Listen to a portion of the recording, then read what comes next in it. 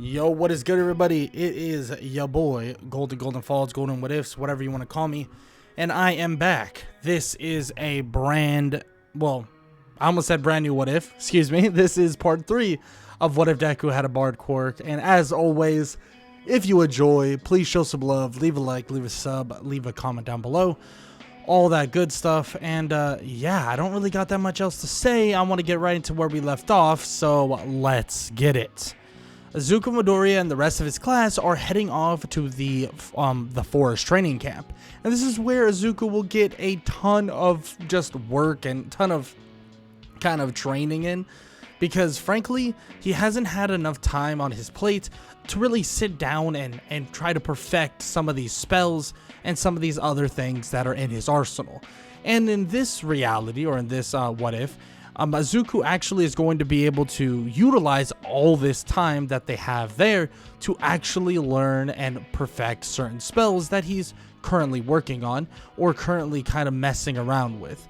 Now, this is perfect because obviously the League of Villains would not be invading with no Kurogiri, and also with no reason to go and try and capture Bakugo. They actually decide not to invade the forest training camp, but actually decide to set up a different bit of an attack that is going to lead them into what they believe is going to basically draw out All Might and be his last fight. But they have a rude awakening eventually coming. Now, Izuku does begin training, and he trains with various different people, enhancing them and helping them train. But on top of that, he learns a couple new spells that are actual barred magical secret like spells. And these spells are, well, haste, which allows him to enhance other people, but also enhance his himself and others, obviously, into utilizing more kind of different abilities and give them more speed, more haste, obviously, and more ability to actually fight throughout this time.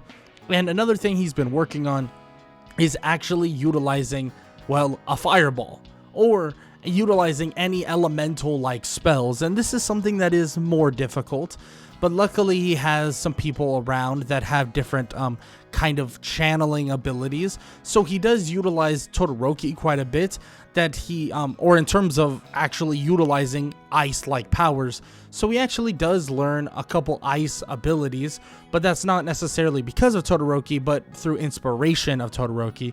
So he is able to channel this ice-like power, and now he has it in his repertoire. In terms of fireballs and fire bolts and stuff like that, it's a little bit harder because Todoroki isn't too big of a fan of actually utilizing that side of his power, but he will from time to time if need be, in terms of, you know, helping out Izuku for the most part.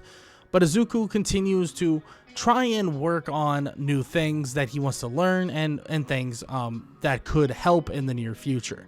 But for now, that's basically all that he learns up until the very end of the forest training camp. The forest training camp overall, though, was pretty fruitful for Izuku, and he's able to learn quite a bit. But during the bus ride home, or the bus ride back to UA, their bus would actually be stopped. But it wouldn't be stopped in your normal way. You're not your normal, run-of-the-mill, like, oh, there's something blocking the road. No. What would stop it is a Nomu slamming headfirst into the bus. As it slams into the bus and the bus would flip and land on its top side, everybody would try and get out of the bus and make sure that everyone is good and safe. Izuku looks around to just see carnage. There's tons and tons of wreckage everywhere, and Izuku is in complete shock, thinking that this is insane. I mean, seriously. He pulls out his violin, ready for the whatever's to come, and he looks around and asks if anybody is seriously hurt, in which everybody kind of says that they're good, and he looks around to see that everyone is actually completely fine. So there's no point in him, actually utilizing any heal spells or anything like that to actually replenish anybody on the field or anybody currently near him at the moment. With that said, though, he does currently try and look around and see what's going on. And he does his best to support people that are fighting Nomus, being that of heroes and stuff like that. But of course, Izuku is kind of led away by Aizawa to go to a safe distance or a safe area. Once they reach this safe area, they see on the television that All Might is currently fighting the one and only All for One, and it also seems that he needs a bit of help. It seems as if All Might is falling behind just a little bit. Nothing crazy, but he's definitely falling behind. And Izuku tells Aizawa that they could be out there right now helping him, or at least helping those that are really in need. In which Izuku sees that the League of Villains are also there, actually helping and assisting All for One. In which Izuku would actually distract Aizawa with a kind of a clone of some sorts, or a different type of illusion, and he leaves before anybody would notice, going fully invisible. And as he gets to a certain distance, the illusion, or the minor illusion, would dissipate, and everybody would be in complete kind of shock, seeing that Izuku is currently not there anymore. And of course, Aizawa would be frustrated by this, but he can't really do anything about it, as Izuku would arrive eventually at the battlegrounds, where Shigaraki and many of the League of Villains are currently helping All for One try and defeat All Might. As All Might is on his last legs, gasping for air and hoping for just that second wind, he hears the beautiful, beautiful sound of a violin. Izuku would begin playing and would begin singing just slightly, and as he strums upward and then strums back down, immediately All Might is fully replenished and no longer injured at all. Izuku smirks at him and gives him a little wink as he tells him to focus on the big guy and don't worry about them. In which as of course All Might is shocked to see this, but Izuku raises his hands up as immediately a giant dome of some sorts would surround the League of Villains, completely canceling out their quirks. Izuku would tell All Might to go quick, like right now, because if he doesn't, then they will get no chance after the fact. All Might, would go in at a blaze of glory, landing punch after punch on All for One, eventually feeling this amped up feeling of kind of haste and speed and strength on all of the above. And Izuku is holding both the silence of Shigaraki and many others, canceling out their quirks entirely, but also holding this haste-like ability on All Might himself. All Might would land blow after blow, slamming all for One, onto the ground and landing one United States of Smash, defeating him entirely. Izuku would basically scream to All Might to hurry up and throw All for One into the zone. As he does, and as he listens, kind of questioning himself because he is throwing him closer to the League of Villains, but Izuku would be very adamant about it. He would throw him toward the silenced area, or the dome, and the haste spell would wear off, or Izuku would be forced to wear it off, and All Might would collapse slightly as he would be gasping for air once again. He would be gasping for air and gasping to recover some stamina, and Izuku tells him to hold on tight, that he'll be good in like a minute or two. He holds the bubble as all the villains are still silenced, and Shigaraki comes charging in as Izuku tries to hold him off. But as he does, or as he is about to break his focus, Aizawa would come out of nowhere, landing a blow straight to the jaw of Shigaraki, knocking him out, and some other villains would collapse on the area, tying up the rest of the League of Villains and capturing them as well. Izuku would collapse in complete exhaustion, saying that is the first time he's held those spells as long as he did, and he tells All Might that he wishes that he was just a little bit quicker, in which All Might would laugh just a little bit and say that the kid is one hell of an impressive hero in training, borderline ready for the hero world. In which Izuku would kind of laugh this off and say that it doesn't matter right now, that he's just happy that everyone is good, because he is absolutely exhausted. Izuku would kind of collapse toward the ground and lay down as he's resting up, but let's just be honest, the heroes there are not too happy with him trying to kind of, hurt himself for the most part, because that's what it is. Like, he's definitely, he definitely was on the border of almost hurting himself extremely bad. But luckily enough, everything went according to plan. And this would send the rest of the, the people there to prison, being out of the League of Villains and All for One. And of course, Izuku would head back to school with a minor punishment of having to clean things all the time, at least for the next couple weeks. He would, clean the dorms and stuff like that, and he would not be having fun at all. Izuku would be very upset about this, but during this time, he would mentally try to, continue his training and stuff like that. And with a bit of, some spells and some magic, he's able to clean a little bit faster depending on the circumstance. But let's be honest here, Izuku is not happy about this. And at the end of the day, who would be? Izuku did the right thing, but he did also trick his teacher around the fact that he was totally still there or not, right? He kind of was just like, yeah, I'm totally still here, and he just peaced out without anybody else noticing. This would lead them to eventually hearing about the Provisional Hero Licensing exam, and Izuku would continue training and preparing for something like that, in which this would be something that he's extremely excited for, because talking about Provisional Hero License, they're going to test many different things in terms of being a hero, and this is exactly where he wants to be, because this right here is going to show all of the amazing things he could possibly do. Now, this would lead him to basically taking on the Provisional Hero License exam with all of his classmates, and the thing is, nobody really knows what Izuku can do. Yes, don't get me wrong, he was able to help All Might, and that was televised to a certain extent, but all of the spells he used were kind of non-visual. A lot of them were kind of messy, right? Nobody would really know the specialty behind what Izuku can truly do, and when they would all arrive, it's obvious that everyone else is at a disadvantage in terms of his classmates. His classmates are 1000% at a disadvantage because of how many people know their abilities, their quirks, and so on and so forth. But of course, leading into the Provisional Hero License exam, the first part is tagging different lights on different people. And Izuku, well, he's easily able to do this. He's able to literally knock out 3 people instantly, putting them to sleep, and then just tagging them out. And when they wake up, they don't even know what occurred. They straight up are completely in shock, thinking, what happened? Did he, dash at them and knock them out or something? Or what happened? In which Izuku would say that he just put them to sleep. He just found the 3 quote-unquote weakest people and put them to sleep.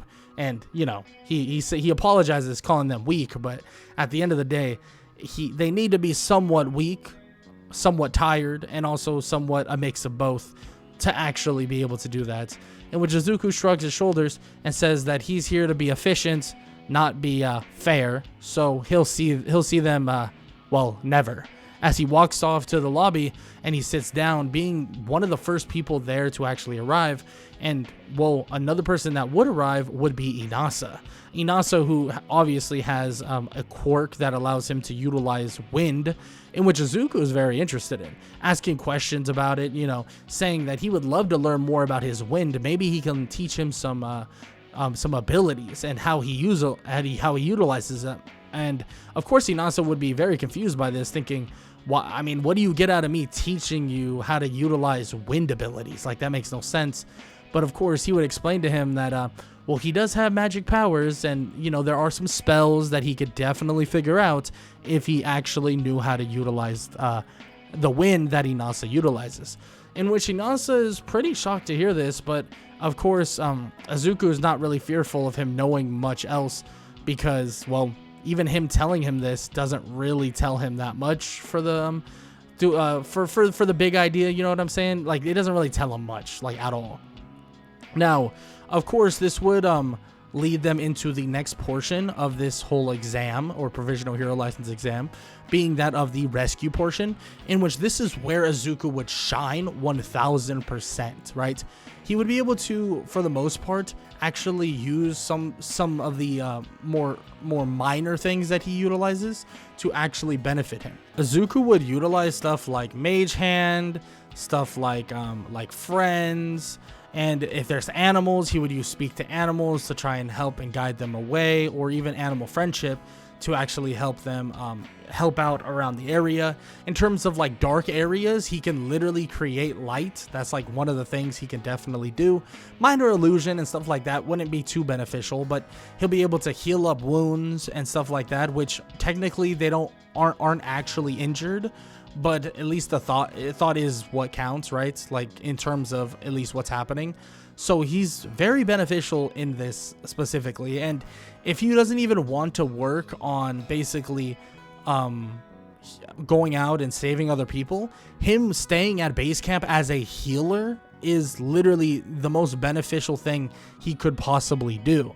But of course, overall, he just has so much different things that he can utilize to actually help others, being that of healing and making things a little bit lighter, or making people a little bit stronger and giving them like the ability to actually lift things a little bit heavier and stuff like that, right?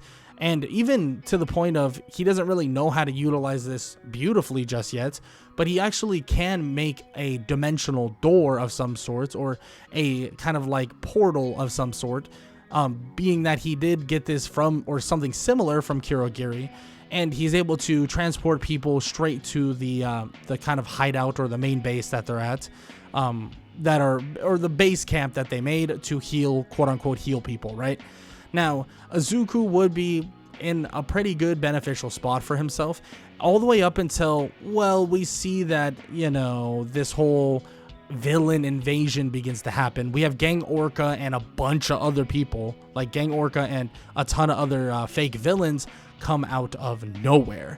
Gang Orca would be kind of telling his villains what to do, and Inasa and also Todoroki would be the front lines, as Izuku would basically go and put himself in a position where he can give them both haste and allow them both to utilize their strengths and powers as much as possible.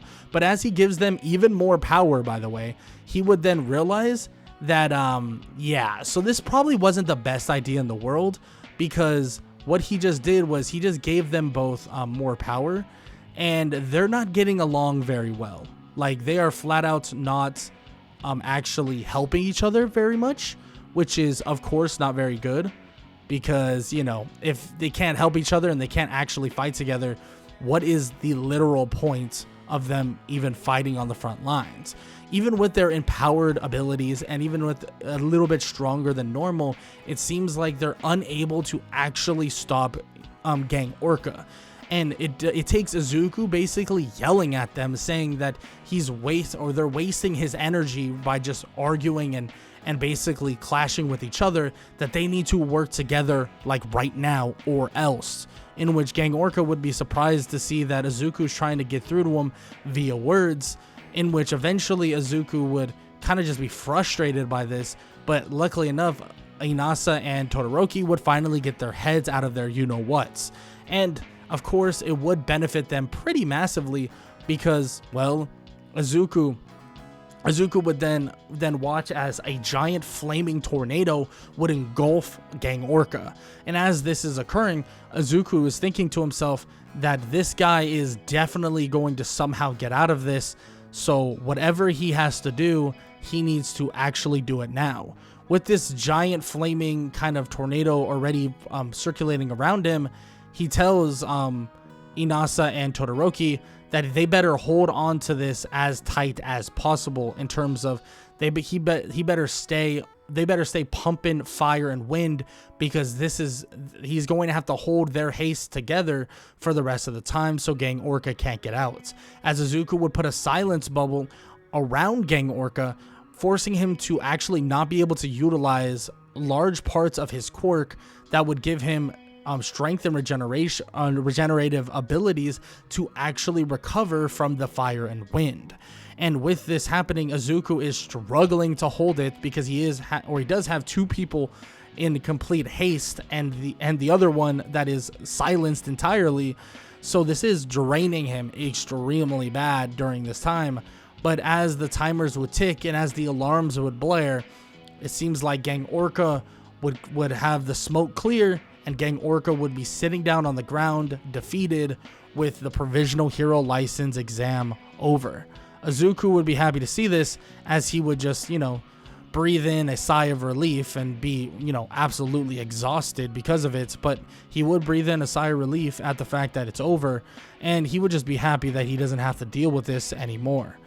And of course, Izuku would end up getting a really high score on this exam, obviously getting his provisional hero license, but on top of that, getting probably the highest score that he could possibly get, helping in so many different categories all throughout this entire time, benefiting massively, and everybody gives him high recognition, and even other people, other heroes that have seen this and basically see how good Izuku did, begin to kind of send off different work study opportunities that they really want him to participate in. But this would then lead them to actually meeting the Big Three.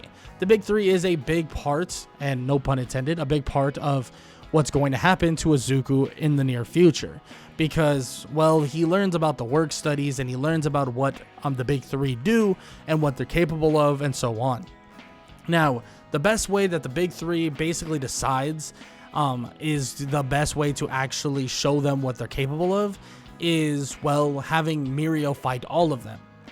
Now, Izuku doesn't really like the idea of taking on someone like Mirio, but he does say that it should be an interesting fight nonetheless. And an interesting one would probably be a little bit of an understatement. So Izuku tells his classmates that they really should fight him as a full unit. Make a plan, execute the plan, and expect it to go off the rails, but absolutely be ready for anything. In which he tells them just flat out that they need to keep him from getting smacked around or stopped, because once obviously Mirio hits him, and once something like that happens, it's kind of game, set, match.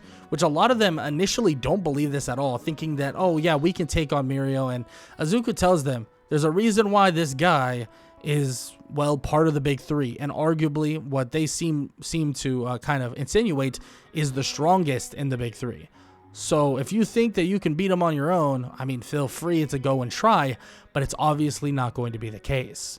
In which Izuku gives basically everyone there a little bit more speed, like Long Strider and different abilities like that, and then eventually Izuku would kind of look for his opening to try and basically stop Mirio, at least from moving, in which eventually Izuku would find his opening as Mirio tries to actually close the distance on him, and Izuku utilizes something he hasn't actually used just yet, and that is Hold Person, in which he basically is able to use an enchantment that would hold any humanoid-like enemy, and in this case being that of Mirio, because he is kind of like an enemy, and they can't act or even react during this time, in which he holds him still, in which Mirio is completely shocked by this, and everybody kind of puts up like possible attacks that are about to land on him, and Mirio feels that his own quirk is unable to be used for the most part, and he basically has to yield, in which he looks at Izuku and is just completely shocked, as Izuku would let him go, and as Mirio falls to the ground, he is helped up by Izuku, and Izuku tells him that he's one hell of a fighter, like his quirk is absolutely insane, in which Mirio says the same thing back to him, saying that, well, he's obviously the next and up-and-coming hero, and it's definitely not your run-of-the-mill hero, and it's far from it. Normally, your run-of-the-mill hero is someone that is powerful, right, like All Might or Endeavor, someone that is extremely strong and his quirk is super flashy, and he says, like, Izuku's quirk may not be flashy, but it's damn useful, and that's a fact, and there's no way around it. There is no way of seeing it any other way. Izuku's quirk will benefit so many and will benefit more and more people once he becomes a hero. And that's why, especially after this is all said and done, Mirio even talks to him about joining Sir Night-Eye's agency, in which Izuku says that he's totally up for it. I mean, he's gotten quite a bit of offers, a lot of offers that haven't really, tickled his fancy just quite yet. but he's always up for a bit of a challenge. So he tells him, like, you know what, I'm completely down for that. Let's do it. I'm going to join Sir Night-Eye's agency. And Izuku would have no idea what he's joining into, because eventually he would learn that this is basically a one-way ticket to fighting the one and only Overhaul. Now, Overhaul is a scary, scary foe, but Izuku is not your normal run-of-the-mill Izuku. This is a totally different version of him, and a totally different version of a way to actually approach defeating and actually facing down with someone like Overhaul. But for now, we're going to leave off this part, or part 3, of What If Deku Had a Bard Quirk, and I will leave all of that and the wrap-up of this series to the final part, which would be part 4 of What If Deku Had a Bard Quirk. Now, if you enjoyed, please show some love. Leave a like, leave a sub, leave a comment down below. Yeah, it's really all I got to say. I don't really got to say that much. I was really excited to do this this What If, because frankly I really like Baldur's Gate, and I know that makes me like sound like a fake D&D fan. I never really got the chance to play actual Dungeons and Dragons, but when Baldur's Gate came out, I played the hell out of Baldur's Gate, like way too much, and I absolutely loved it. And one of my favorite playthroughs was with a bard, which was super fun because bards are super unique and have abilities that you can't even imagine. Now, with that said, I'll stop yapping. I'm sure everyone has lots of things that they got to do today, so I hope you guys enjoyed the video, like I said, and I hope all y'all have an amazing day. Later.